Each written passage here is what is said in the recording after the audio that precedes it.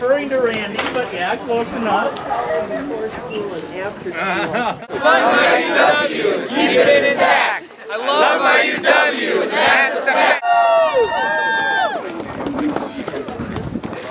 Yeah, let's see what else we got here. Hey, glad to be in my neighborhood. I live right down the street now, so as a proud alumni, class of 1971, what we do have to find, because as a Democrat we are in the minority, we need a bipartisan solution to the proposed cuts. And we must invest in our university and all the students, the faculty and the staff, and the parents that send the kids here. So investing in our university is important. We feel a $300 million cut is out of line, and that must be changed. We have a colleague on the other side of the aisle, Rob Coles, that has said the same thing, that those cuts are untenable, that they can't last. And when I went to school here, there were 2 buildings. And now we have what we have. But what happened out here in a bipartisan way with the union, and actually with the sports center, John Garr and I were able to cut the ribbon, a Republican and a Democrat, in a bipartisan way to bring $7.5 million to build that facility for all of you and for generations to come. So I have a proud history with the University of Wisconsin Green Bay. As I said, a proud graduate a long time ago. Back in the day when my concentration was analysis synthesis with an option in history and a professional collateral in education.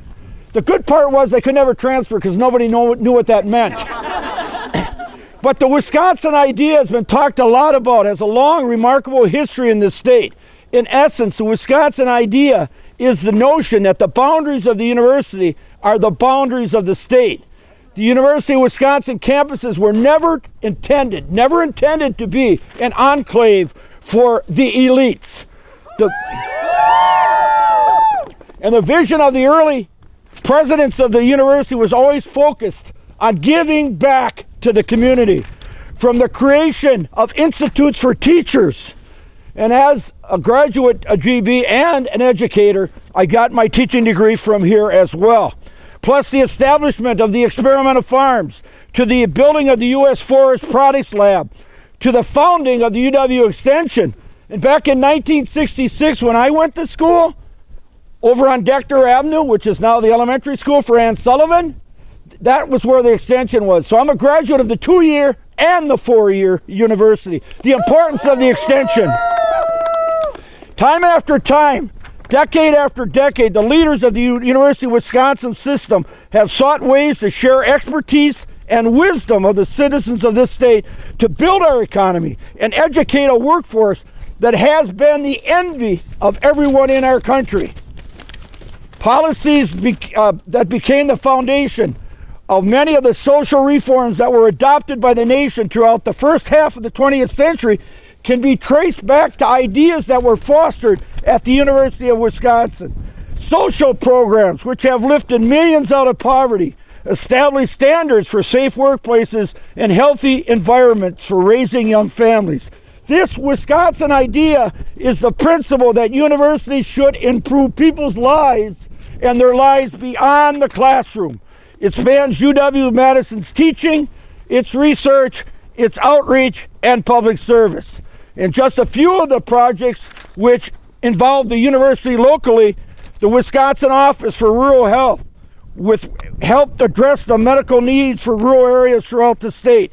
The Oneida Language Preservation Project, using a grant from the National Science Foundation to help preserve an endangered language. The Center for Quick Response Manufacturing, which helped many Wisconsin companies improve their competitiveness in the global economy.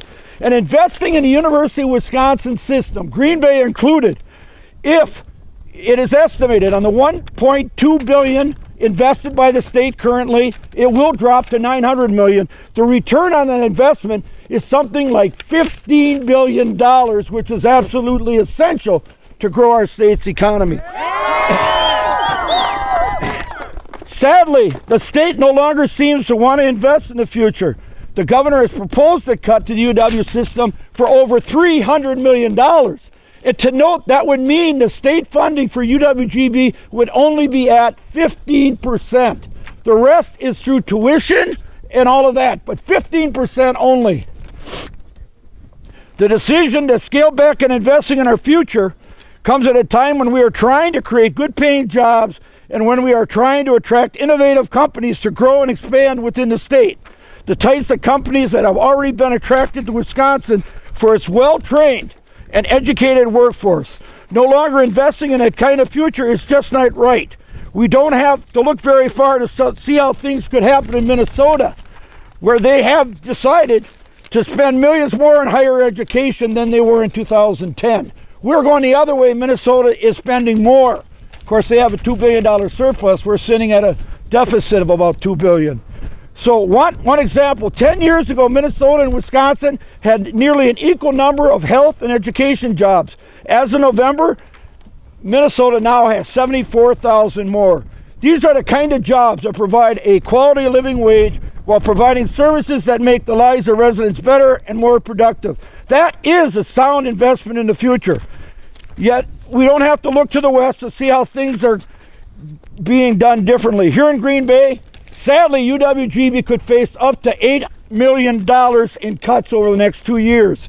And as a proud UWGB alumnus, I am very concerned how this will affect our current students, their families, and the community at large. The budget debate is still in a very early stage. You can play a part, and as I said before, in the minority, we don't have as much to say. We're going to fight the good fight, but we have to do it in a bipartisan way. Get a hold of your Republican senators, Republican assemblymen, and let them know we have to stop these cuts. It's our future, and it's about all of us in Green Bay area and throughout the state of Wisconsin, our ability to achieve the American dream. And that's what it truly is all about. I thank my university for all it's done for me, and may it continue to do great work for all the students that are going to be moving forward through this great university. Thank you. And I think it's Scott Walker's grudge match against education.